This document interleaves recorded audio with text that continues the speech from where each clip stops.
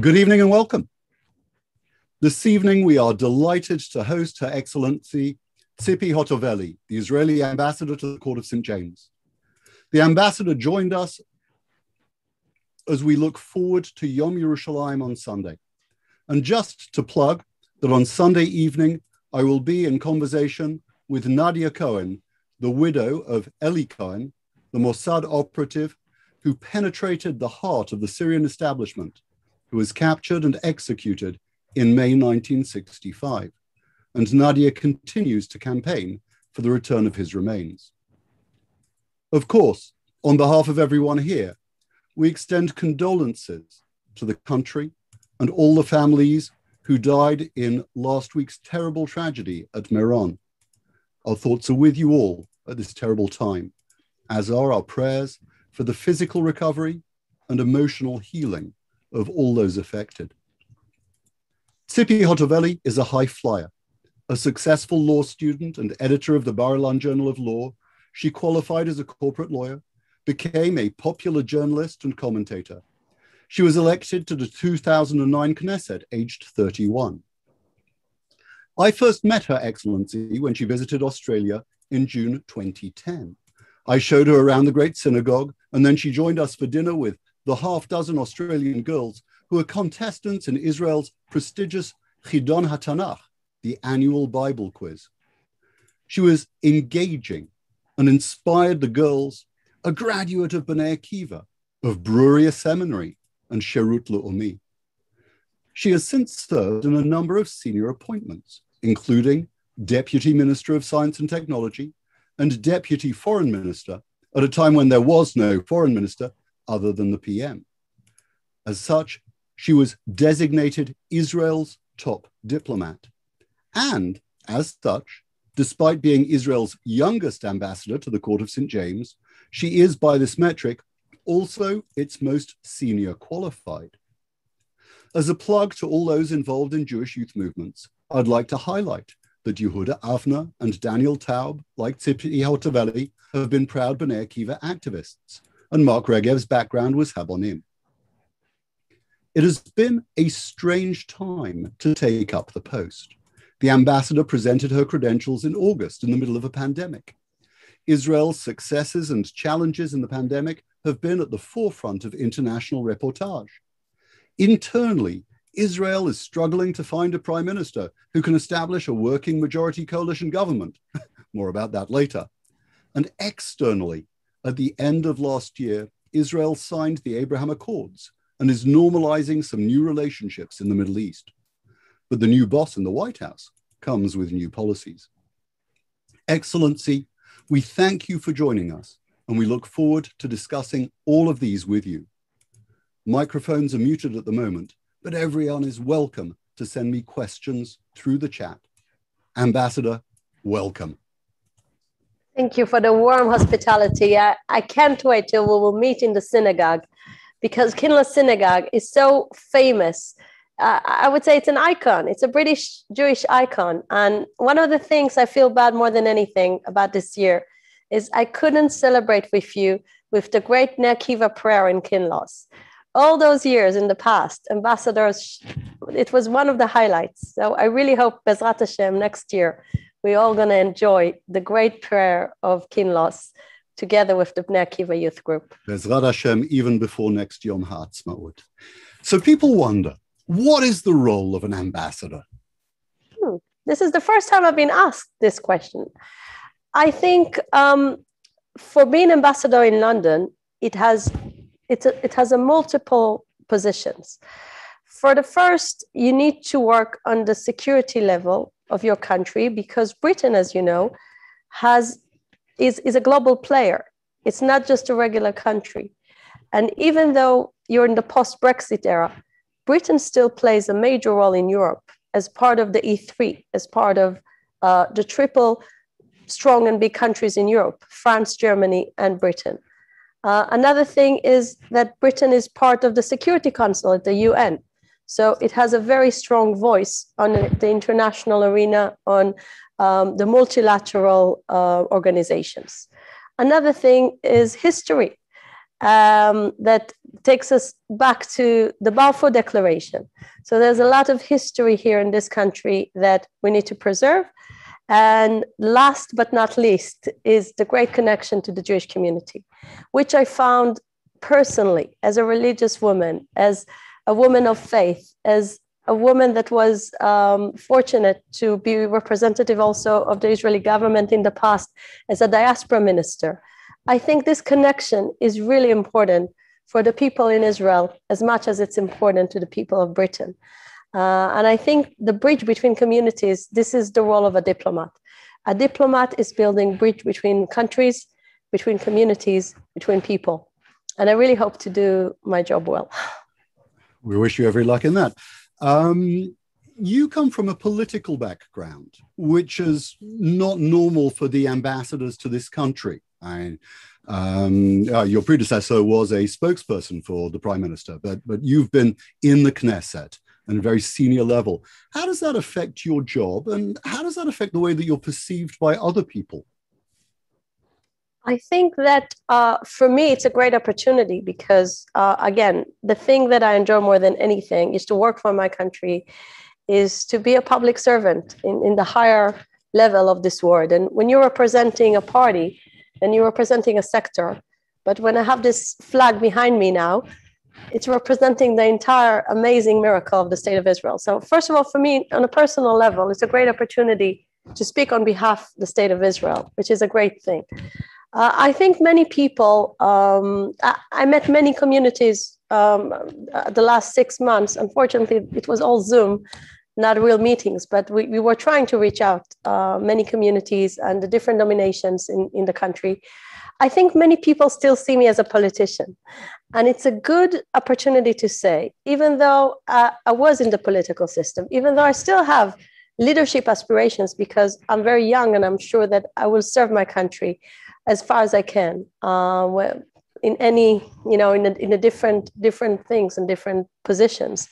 I came here really to be a diplomat. I leave my ideology in my heart. It beats, it's part of who I am. I think when you're a representative of Israel, you need to represent everyone, not just the party that I was playing the political game in. And I really hope people will give a real chance to hear my voice, because, as you said, I'm also representing new generation in Israel. The average age of ambassadors here was 60. I'm 42. I'm a mother of young 3 daughters that are learning here in a Jewish education. I think and I'm the first woman as well. So altogether, I think it gives us something new about and refreshing about Israeli voice. And I really hope to bring it.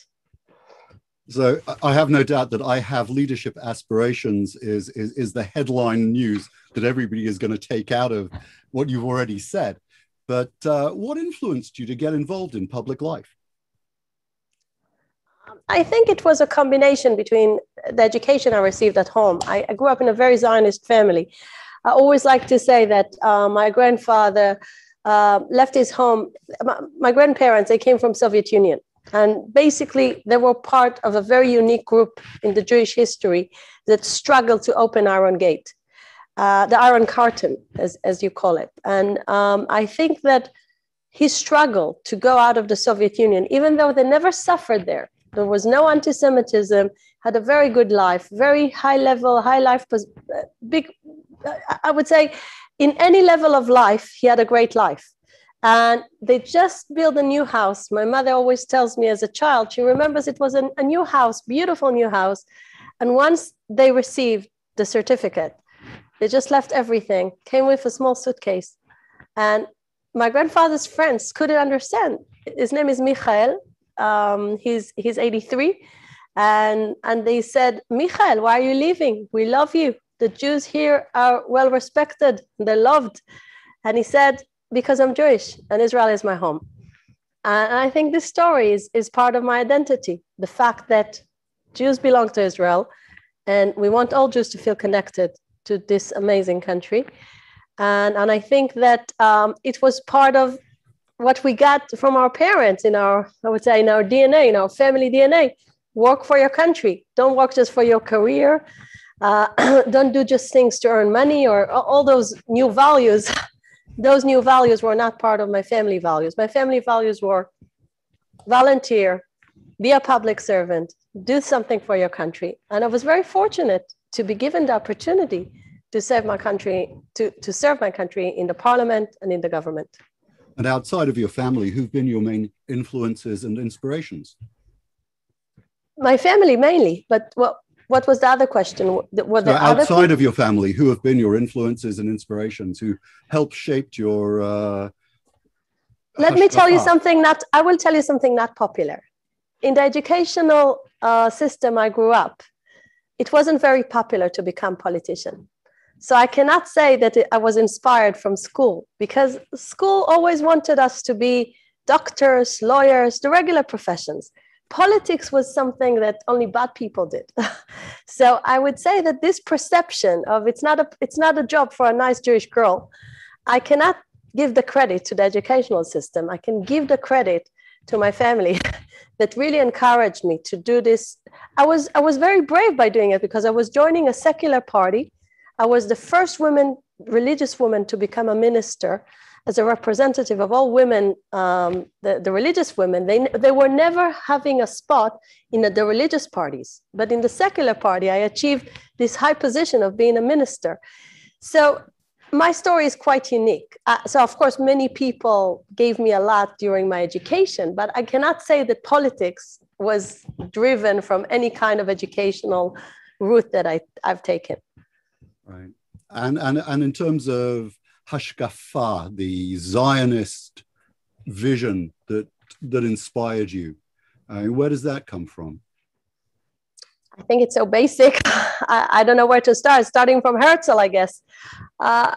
It's so basic. Like for me, thinking about my life without Zionism, it's really impossible. Right. So the only thing I can say that I learned for many years, maybe it's something that I don't know how much the British people are familiar, but I quoted this wonderful Jewish leader when I became a deputy foreign minister.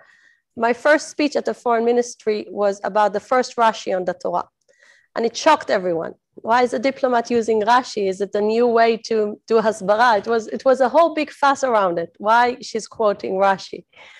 And the truth is, I wasn't just quoting Rashi. I was also quoting a great Jewish scholar, a French scholar. His name was Rabbi Yehuda Ashkenazi. He's a French big Jewish leader. And for many years, I was fortunate to be inspired by his students, his direct students. And we learned in small groups for many years his great philosophy. Just now in Israel, his books are starting to be published. And I can highly recommend about the way he gives his amazing parshanut for the Torah. And so he was a great inspiration for me. So we look forward to sharing your chavrusa with Rav Ashkenazi with us in Kinloss. But today's news from Israel has been a deadline for Israeli Prime Minister Bibi Netanyahu to form a new government has expired, putting his political future in question. That's the commentary on Ynet. Says the president, Reuven Rivlin, may now ask a rival to try to assemble a coalition. And Yair Lapid from the centrist Yesh Atid party and Naftali Bennett, head of the right-wing Yamina party, spoke to him on Wednesday morning, and there remains a risk of the country having to hold a general election for the 5th time in only 2 years. Ambassador, what's going on? I wish we knew. Well, the truth is that this is one of the biggest political crises Israel has experienced since it was established. For the last 70 years, we had an election, average time, once in 3 years, 3.5 years. Or you win or you lose. And if no one wins or loses, you go to a unity government. This was our history, our political history. Never in history, there was a point where a personal politics replaced ideology. And I think what you can see at the moment is a very personal politics, something that is not about ideas. It's not about ideology. It's not about right or left, the way we're used to divide politicians. It's more a personal, ego that is now running around many people that could have been being called the right-wingers, but they are not willing to share coalition with Netanyahu. So the results, the very clear results of the election were that, as the president said, when people came to him in the first time, there is a whole process. You have 120 seats in the Knesset, as you all know. You need to have 61 in order to form a government, or at least 61. And he basically said to all the participants, all the people that are playing the game, he basically said to everyone, you don't have a government. None of the sides has a real government. So even today, when we have this second option, we're not speaking about forming a government, because the cards on the table, including the numbers, are speaking about minority government. In the past, there was a minority government in Israel, but it's not a practical way to do things. It's not a practical way to, struggle with, deal with the challenges that Israel has. And it's definitely not the recommended way to form a government by having minority government, not having a real majority in the parliament, because we're not like in America, where the president can do foreign policy, Congress is doing internal things. We don't have this kind of model. The government is based on the Knesset. And without having a majority in the Knesset, it's a very difficult to function. And the only thing I can say, I'm not happy with it. I'm not happy with the fact that, as much as we love democracy, that we keep on doing election again and again. And I cannot tell you how it's going to end. It can end with another election. It can end with some kind of minority government. It can end with another option of bringing it back to the Knesset and trying to form a government with some people that will change their minds about the process, like we've seen one of the members in Yamina that just announced he's not going to go with the Yair Lapid government. So it's very complicated. I cannot tell you what's the end game, unfortunately, but I'm sharing with you, I'm sure one thing we all share, to have a stable government is the best thing for Israel. Please God. So you're appointed by the Prime Minister, but do you serve the Prime Minister or the Knesset or the President as ambassador? Well, like all ambassadors, I serve the country. I serve the government of Israel. The definition of a diplomat is we serve the policy of the Israeli government. Is it harder to do that when the government is unstable and when the Prime Minister himself is being challenged even for his own integrity in the courts? It has two sides. One side is the pandemic. Because of the pandemic, we had many cooperations around health issues. And I can tell you that it was, as much as it's going to sound surprising, it was a wonderful, wonderful time for Israel, because Israel was only being covered in the headlines by good news. We became vaccination nation, a role model, a country that shared practices about a very important issue. The pandemic was global, and the people understand that we need to share practices in order to succeed and to win. And Israel became a good test case. As you know, everything is open now. Israel is back to life, and it was wonderful. So in a way, it didn't disturb the cooperation on health issues. We did great things in the last 6 months with the British government. But from the other hand, when I see I just met Liz Truss today, the Secretary of Trade, and she really wants to come to Israel. She wants to visit, and we really need her to have a counterpart. So sometimes some of the senior people here need to have functioning government in order to create this bilateral close relations, like Britain and Israel sharing many things, and we want to move forward with the great bilateral relations and do more. So I would say there is difficulties, many, but there are also good opportunities that are coming from the Abraham Accords and from the Vaccination Nation. So this coin has two sides. Excellent. So Michael Gove was in Israel a couple of weeks ago. Yes. And, a very senior government representative making an overseas trip when many people are not traveling overseas. I mean, we want to get over to Israel, but he got there. I mean, he was discussing the vaccination passport and, what lessons have been learned in Israel over the pandemic. How has the Israeli health service coped? Are the lessons that we can learn from the Israeli experience? I think, first of all, about the Gov's visit, it was a very successful one. He met the Prime Minister, the Health Minister, and the Foreign Minister. And he also saw, he was watching a practical checkups in Namal Teufa Ben Gurion, in our airport. He saw how we do the fast, speedy checks that check if people, in a few minutes, you can have the results of if people are carrying the virus or not. So I think it was a very successful visit. It was about traveling corridors, which is something we all want to have very soon. I know it's going to be one of your questions. When can you come and travel to Israel? I would love to see all the people that are interested to come, that can come in the summer. I really hope I can promise this, but I cannot promise. I can only say we're trying hard to make it to the summer.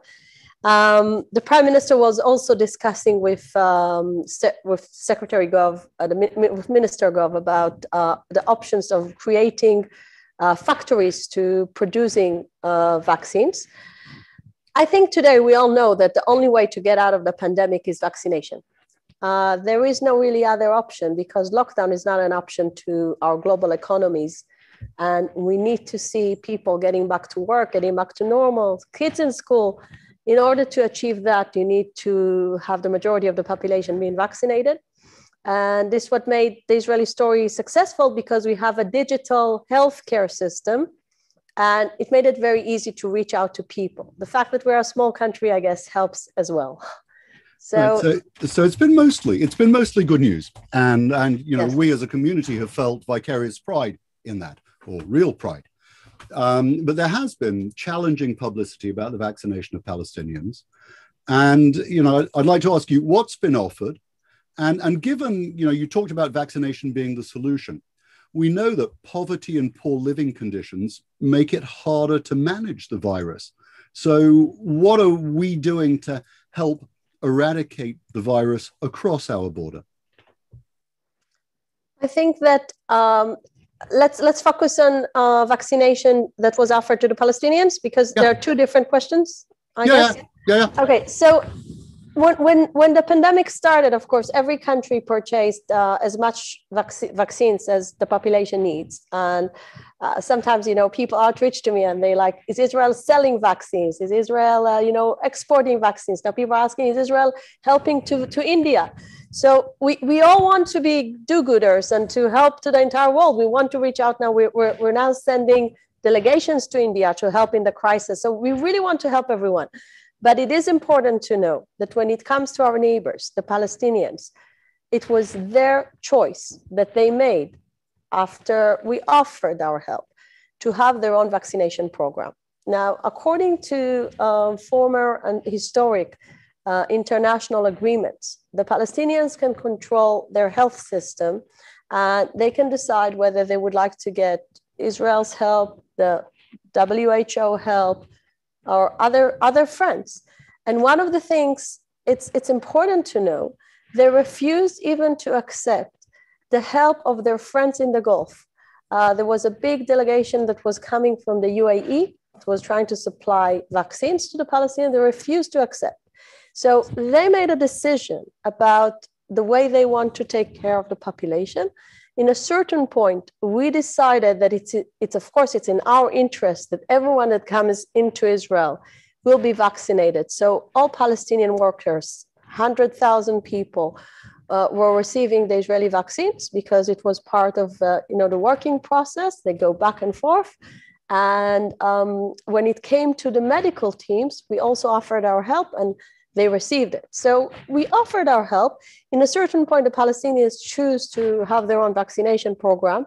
And of course, it's important to remember that when it comes to Gaza, it's a terror organization that is holding the Gaza Strip. So it's not in our, I would say, in our responsibility to take care the Gaza people. Right, but we have offered the Palestinian Authority. Israel has offered the Palestinian Authority cooperation, and is still open to that if they ask for it. Yes, because we work on a daily basis when it comes to security issues. It's a cooperation that's based, everything almost that is happening there is shared with the Israeli authorities. So I really don't think it was like they shouted and screamed, didn't get help. So that, like the misperception that they were trying to create. I really think it was about having them autonomy about this issue. which we should respect, I think. How do you characterize the relationship between Israel and the UK? Excellent, really excellent. It's a very deep partnership on security and defense. We share intelligence on the highest level. And when I say that, I mean you are our second partner after the US. And it means a lot. And specifically now, the governments cooperate very well. There is even a personal friendship between Prime Minister Johnson and Prime Minister Netanyahu.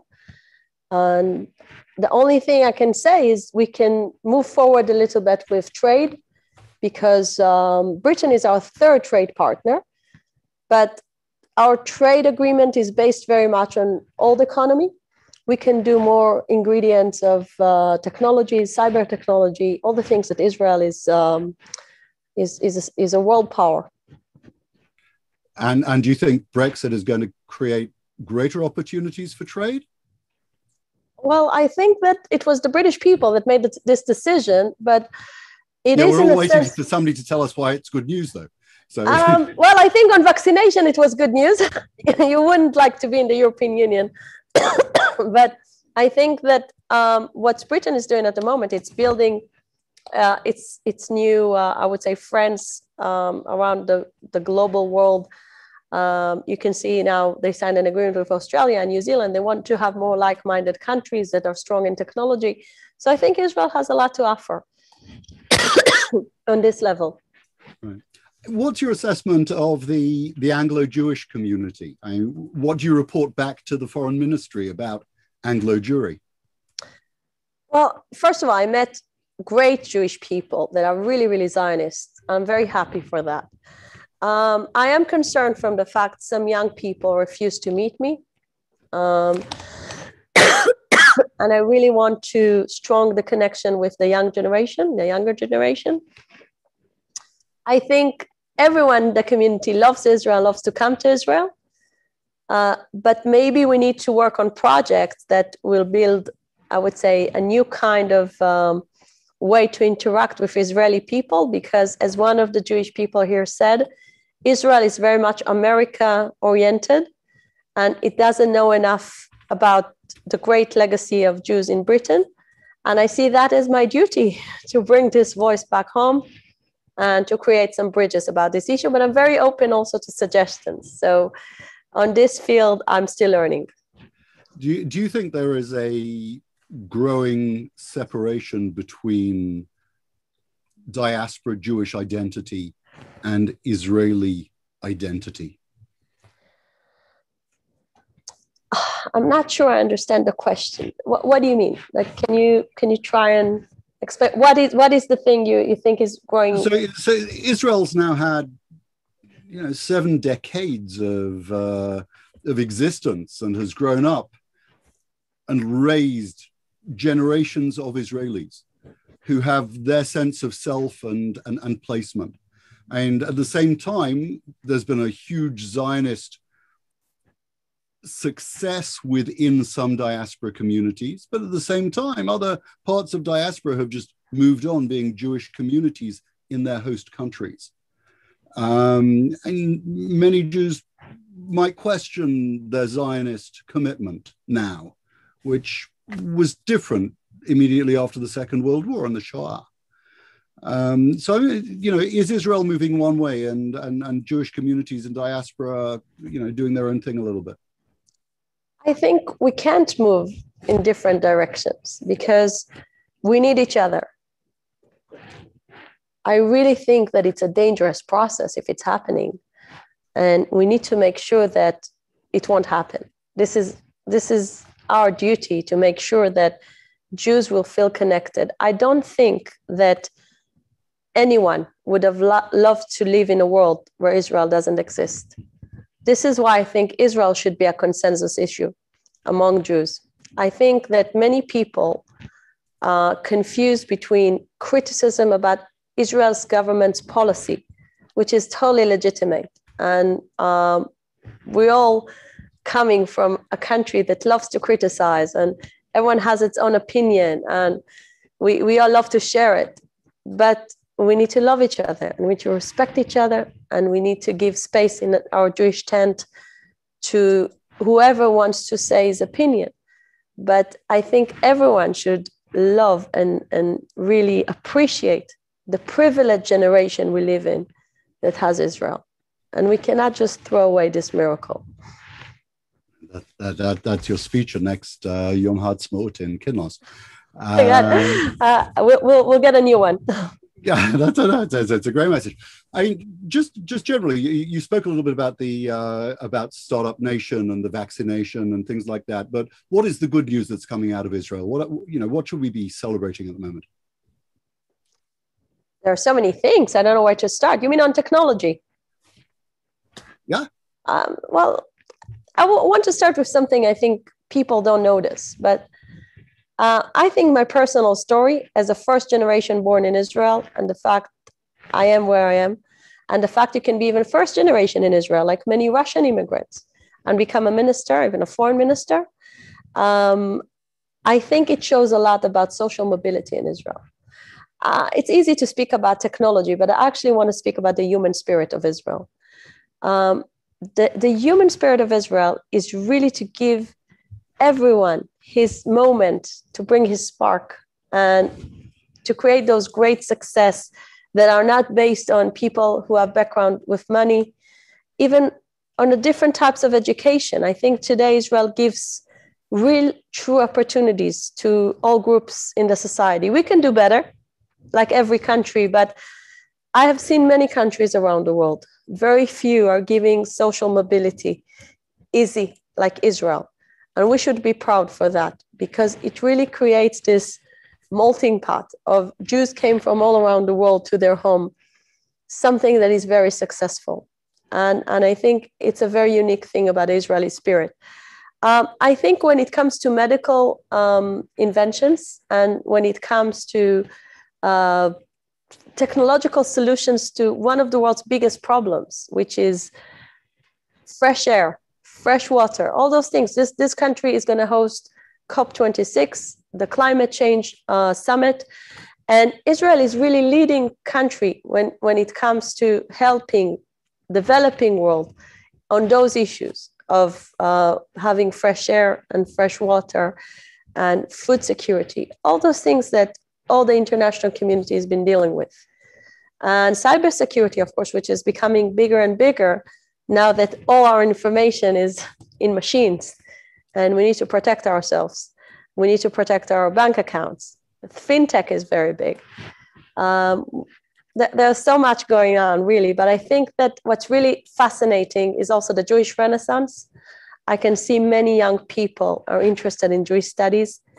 There is a great project in Israel. It's called Mechinot Kdam Tzvayot, a pre-army mechinot. And it's like a 1 year, like in Britain, you have the gap year. Hopefully kids will come to Israel now that they can. And in Israel, what this year is doing gives many kids the opportunity to learn about Zionism, Jewish identity. I think it's great. It's for girls, for boys, and everyone is really getting a lot out of this social project, which is the Mechinot. Where's the peace process at? We reach already peace with 4 countries, so it's a lot for 1 year to achieve. I think that it's a true peace. Some people would like to say that it's just normalization. I think it's downgrading the achievement. It's a really new chapter with the Arab world. I think when I came here, the first meetings I hold was with the Arab ambassadors, the Egyptian, the Jordanian, the Gulf countries, the Emirati ambassador, the Bahraini ambassador, the Moroccan ambassador. And they were so excited. We really felt it's an historic moment, and we celebrated it. And as we can see today that the embassy is already working, trade is happening, and tourism is happening. 70,000 Israelis flew in between lockdowns just to experience this amazing peace that came. So we really need to celebrate that, because it shows also on the shift in a paradigm. For many years, we felt like the only issue in the Middle East is the Israeli-Palestinian conflict. We quite ignored all the other things. And Israel, for many years, we were trying to say, we are willing to sign peace agreement with everyone that wants to live peacefully with us. And we have a proven record. Egypt, Jordan, the UAE, Bahrain, Morocco. And I really hope everyone will join the circle of peace. I think it's wonderful. And if one day the Palestinians will be willing to have peace with us, I'm sure there will be peace. The change of regime in America has led to a new language about Iran and an approach to Iran. Where do you see that going? We have a very close dialogue with the Americans at the moment. We just had our head of Mossad and head of National Security Council visiting Washington. So we have a very intimate discourse with the Americans. Our message is very simple. It's not secret. We think we need to prevent from Iran have nuclear abilities, nuclear weapons. And at the moment, it doesn't look like going back to the agreement will take us to a better place, because since the agreement was signed, Iran was moving fast forward to reach its nuclear weapons and never stopped to go and try to reach it. And no one says different, by the way. No one is saying the agreement stopped Iran. No one is saying that it really managed to do what it was aimed to do. So we have a close dialogue with our friends around the world, and we want to make sure that the result, the end game, will be that Iran will never achieve nuclear weapons. And Israel is doing what it can to stop that from happening, it would appear. We really think that this is a real threat to the whole Western civilization, not just to Israel. So if people have got questions for Ambassador Hotovely, please do put them in the chat. I've got one here from Harvey, who says, following your passion for diaspora Jewish unity and Israel, how would you feel about diaspora Jews having some kind of say in Israeli elections? You mean voting or just giving an opinion? So, you need, well, everybody gets to express opinions, but, maybe if we voted, it would make a difference. I really think that in order to vote in election, you need to live in Israel. And I have a lot of respect to people that want to express their opinions and to say what they think could have been better. But I'll share with you my own story. I mean, I was planning to have a doctorate studies of law, and I was planning to be not even a backbencher, I would say, like someone that sits in the back, not playing in the field, and have his criticism about the political system because it's the easiest. But you need to pay the price of the choices you make, because eventually if you're voting and what comes out of it is a war, what comes out of it is economic crisis, you need to be there to experience the results of the thing that you're voting for. So I really think the Jewish voice should be sound about everything, including Israeli politics. You can say everything, but I really think that in order to vote, you need to live in the country. This one just comes up from iPad. The Jordanians have said this week that no Jews should be permitted to go onto Har HaBayit. What are your thoughts on that? Israel's government's policy, again, it's important to remember, I'm representing the government's policy. The government's policy is keep the status quo on Temple Mount. We have certain times that Jews can come to Temple Mount, and it's not a secret that this is the holiest place to the Jewish people. So it looks to me like if you're coming from democratic values like Israel, you must have freedom of religion. As we of course allow to all religions to come, tourists from all religions are coming and practicing their religion on the mountain. So right. Jews cannot be excluded. Jews cannot be excluded. Do you think that this comes from Tony? Do you think British school trips to Israel and from Jewish schools should be encouraged to go into Har HaBayit? I don't know what kind of trips, what's the age of the kids. It really depends. I mean, you know what?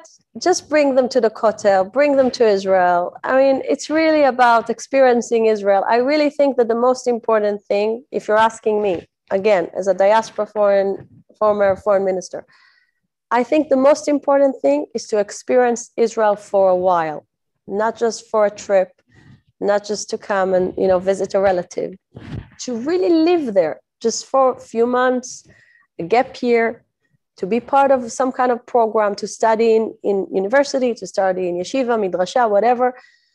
I really think it's not about just seeing the famous sites, because you can see all the famous sites, but you don't get it. You need to be there. You need to be there for a while. And I think that more than anything, if you're going to ask me what's my dream, that we will have the same language. One of the things I think is creating a barrier, actually, is the Hebrew language. The fact that when I want, like my daughter, to speak to her British Jewish friend, she needs to learn English, and they cannot share the same language as Jewish people. We read from the same Bible, read from the same Siddur, but Jews from all around the world cannot speak the same language. I think we should do more about Hebrew study. So one of the questions that we face here is the Jewish communities in Argentina learn wonderful Ivrit. In South Africa, they learn good Ivrit, and they almost speak English in South Africa. Why is it that our community finds it so difficult to get its head around Ivrit? This is a question to you. I mean, I cannot answer this. This is the truth. The only thing I can say is it's very difficult to learn a language that you don't practice, because you're surrounded by English speakers, of course. So I can only give you a good excuse. Why not? But I wish people could have had more time to practice their Hebrew, to have their Israeli colleagues, friends, to practice with them Hebrew. Sometimes people say that we should do project of chavruta, of people teaching each other. The British and Americans will teach Israelis English, and Israelis will teach them Hebrew. I don't know how it can work, but I really think that the fact that we don't speak the same language is a real barrier, because, as you know, not all Israelis can have, a conversation that expresses everything they want to say in English, and definitely not every Jew can have this conversation in Hebrew. I don't know if you agree with me. If you do, think together with me what to do about it. I'm in favor of us learning. You talked about technology and medicine and various things that Israel has exported. Let's talk television. Whoever imagined that Israel would be exporting shtisel to England? What do you make of that? I think it's great. I think it's wonderful. I think culture is a great way to create bonding between people, to speak to the hearts. Just something that you learn as time goes. We admire the brain, we admire intelligence, intellectuality, all those great things. But when real things happen, it happens with the heart. So I think culture is very important. People should love what Israel is creating, and we really need to be there on the cultural ground, and television is doing it. The fact that Israel is bringing, those interesting stories from like inside life of like Jewish ultra-Orthodox people, like in Shtisel, or Fauda gives a very interesting aspect of the conflict from a very personal level. And you can identify with many of the people, or you can ask questions, but it's coming from a cultural stage. It's amazing. I really think it's one of Israel's big success. And I can explain, because Jews were always good storytellers. And by making good television, you need to have a good story. So I think we are good storytellers. It's definitely coming across. And the Israeli film festivals, when we've been able to have them, have actually been outstanding events. Do you see Israel becoming increasingly polarized internally, religious and secular? I don't see it. The truth is, it's the opposite. I think because I'm experiencing many people becoming more traditional, I think many people are not ideologically, they don't have this passion of being anti-religious. It's a minority, it's a very vocal minority, but I think most of the people just want to live peacefully with each other. We serve in the army together. We pay taxes together. We want to have the same future to our children, which is a flourishing country. And I think many people want to be more close to Jewish tradition in Israel than ever. That's hopeful news. Do you think that Israel is able to remain a secular democracy? A what? I didn't understand. A secular democracy. I don't think this is the identity of the country. The country is Jewish and democratic. Jewish values are part of our fundamental rules. Like, this is part of our, like, unofficial constitution. It says time after time, Jewish and democratic, democratic and Jewish. There is a whole big debate what it means and where the values are and what's more stronger. But Israel was never meant to be a secular democracy free of identity. Israel is a Jewish state and a democratic state together. And I think the fact it's a Jewish state, you can feel it when you walk in the streets, when you hear the Hebrew, when you have the Jewish holidays as the official. Just when I came here, look, I want to share with you my personal feeling. When I came here, I didn't feel the Jewish holidays because I realized how much this country is Christian. Is Britain secular? Of course. But it's so Christian. You can feel Christmas, you can feel Easter, you can feel Thanksgiving. You need to be in Golden Screen in order to feel the Jewish holidays. So I'm just saying that every country has its like rhythm of life. And the rhythm of life in Israel is definitely Jewish. So I'm just saying it doesn't have to be religious but it's for sure, it's Jewish. It's very warm and Jewish, I think, the temperament of the country. And the majority of the people, it's important to remember, the minority are secular. The majority are Masorti, traditional, which includes major people in the periphery of Israel, the Mizrahi people, the all Masortiim. How do you think the Likud gets million voters, people that care about Jewish identity? Because the Mizrahi people are very much into Jewish Masortiyut and traditional connection to Jewish life. So I would say this perspective about Israel as secular is not accurate. Right. You talk about us being a Christian country here. Even if you can't come into Kinloss, I invite you to drive by, because I think we must be the only shul in London which happens to have a Happy Ramadan sign outside it. And put up by the Aliyah rather than by us, but it's representative of the country. So I've got a question here from somebody who's contemplating Aliyah, who is, it's a great thing to be thinking about. But he says that it's very difficult to do it, and he wonders what can be done to encourage Olim who have no family support in Israel. I would love to invite him to a meeting, because one of the things I very much want to hear is, I'm curious, actually, I'm going to give you back this as a question. I was very much involved with Nefesh B'Nefesh, the American project. Mm-hmm. The idea of Nefesh B'Nefesh was very simple.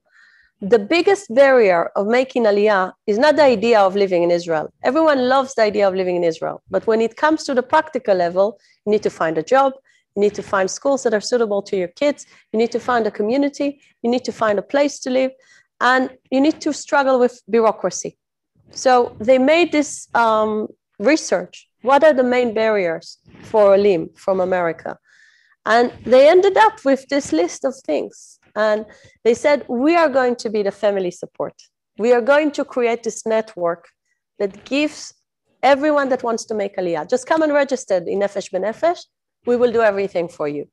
Now, one of the people that was my advisors in the foreign ministry, she was a wonderful woman. Her name was Zahavi. She was American, born in LA, in Los Angeles. And she made Aliyah when she was 18, met her husband here, got married, lives in a frat, and has a great family here. And now she sees what's the next generation is going through when they're coming with Nefesh B'Nefesh. So she said, this is such a luxury Aliyah. I made Aliyah with no friends, with no connections, just coming here with this Zionist dream, having this great spirit of a young person wants to live his life in Israel, but I didn't have this support. So Nefesh B'Nefesh, I think, is the greatest success of giving network of support. And we need to have a British Nefesh B'Nefesh, or to make like another section of Nefesh B'Nefesh that will do work in Britain. So the only question is, why it didn't happen? Because Nefesh B'Nefesh is a great role model. So maybe you can help me with that. Why the Nefesh B'Nefesh role model cannot work here? So we definitely had somebody from England who was working with Nefesh B'Nefesh, who helped my daughter when she made Aliyah. But she made it from Australia, so it's possible that she got in there and went into Sherut Leumi. But I think support for Olim is good. When I made Aliyah in the 90s, we had the zechuyot and discounts on refrigerators and houses if only we could afford them. But there's a lot of bureaucracy and red tape still. I agree, but I'm saying again, part of those organizations is to help in cutting bureaucracy. So I'm telling you, people that are using their help, they feel like they're being supported with someone local takes care of them. So this is what we need. We need this mediator that is doing this work, and they're doing amazing work. Right, in its own way and in its own day, and it was very different. We had the Chevrat Olim Britannia, the British Olim Society, very good, that worked specifically on that. So you see, this is the job of the Jewish agency, like on a formal level. But I'm very much interested to know where are the barriers and what we can do, because sometimes, you know, the state organs are doing a great job. Sometimes we need to have the help of the private sector. So. Yeah. I definitely found working with Misrad HaPnim has been a lot easier now than it was 30 years ago. They improved that a lot. Does anybody have any more questions? I've been asked by Richard if you could define Mizrahi people. You talked about the religious values of the Mizrahi people in Israel. Oh, people that are originally from Arab countries. There you are, Richard.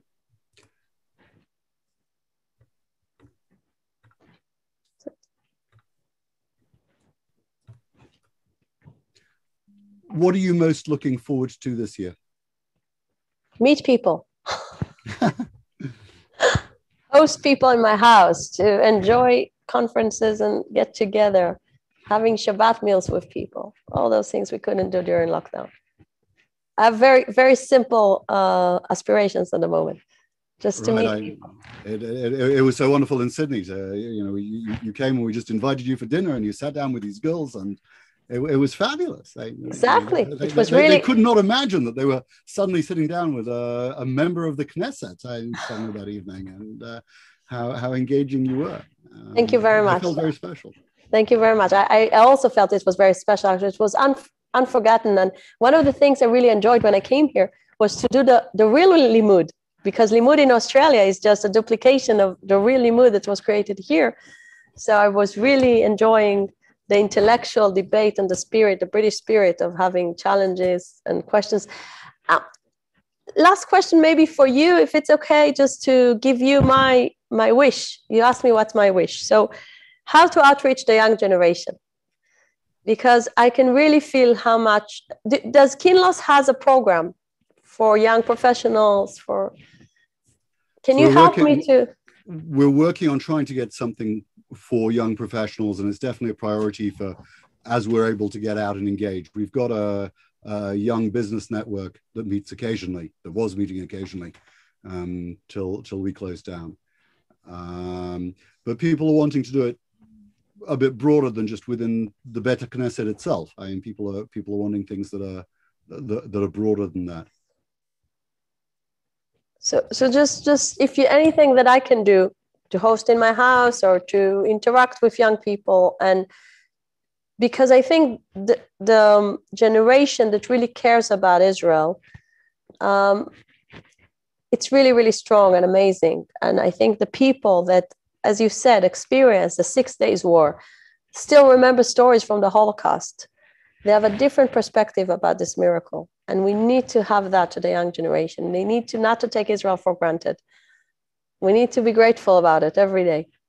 I said when I was a member of Knesset that we should say Tfilah L'Shlom HaMdina every day, not just on Shabbat. Like every day to celebrate it, to say every day this miracle needs to have special preserving from Hashem. I really felt like that. I want to say all the time Tfilah L'Shlom HaMdina. And we look forward to you reading it in Kinloss. That will be wonderful. That would be great. We had a very funny thing this Shabbat. My husband went to shul for the first time because we were in lockdown. We did a little synagogue in our house, just two of us, yeah. And he went for the first time, and they offered him the ambassador's chair, and he said, "No, it's my wife. I can sit here in the back." So they need to have a new ambassador's chair. The St. John's Wood Synagogue always had the ambassador St. John's Wood, yeah. Yes, so you got the chief rabbi on one side, the ambassador on the other side. Yes, I won't be privileged to have that, but I can always come to Kinloss and to meet the community. We look forward to that. I'm really looking forward. I'm really looking forward. So, Ambassador, thank you for sharing so much of your time on a very busy time in the world of an Israeli diplomat, and for being so warm and helpful with your answers. And we look forward to meeting up with you in real life soon and in good health. Amen. Do you have a Yomrush Line message just to share with us to finish? Yes. Israel's foreign ministries, one of the first things I started as a deputy foreign minister was to move embassies to Jerusalem. And people said, why does it make a difference? Why it's such a big deal? And I said, because behind the refusal, the international refusal to have embassies in Jerusalem, there is something very deep. Because why should a country care to locate its embassy where the country defines its capital? No one says Israel doesn't have 3,000 years of connection. No one says it's not the capital. They're coming to meet the prime minister in Jerusalem, the parliament in Jerusalem. So what's the story? So I would say Jerusalem is the whole thing. When you declare and recognize the Jewish connection to Jerusalem, you erased all those stories about colonialism, about Jews coming from Europe just because they were refugees from the Holocaust. You really erased all those false narratives. When you recognize Jerusalem, you recognize the whole Jewish story. That is 3,000 years of connection of the Jewish people to their homeland. And this is why I think it's so important. And I don't know if I'll manage during my term, but Israel's policy is that all foreign embassies will be located in Jerusalem. And I was very happy when I was celebrating the historic moment that the American embassy moved to Jerusalem. And I really hope that sometime in the future, we will have a British embassy in Jerusalem. Amen. Thank you very much indeed. Just a reminder that on Sunday evening at 8 o'clock, I will be in discussion, which is Yomrush Line itself.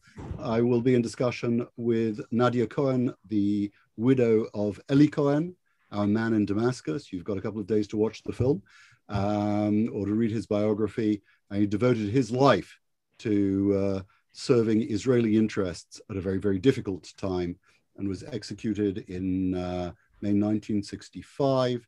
And she is still campaigning for his body to be returned, his remains to be returned to Israel. So please join us for what should be a very moving discussion then. Ambassador, everyone, I wish you all good evening and thank you for joining us tonight. Thank you, Rabbi Lawrence. It was a pleasure. Thank you for everyone for being with me tonight. Thank you.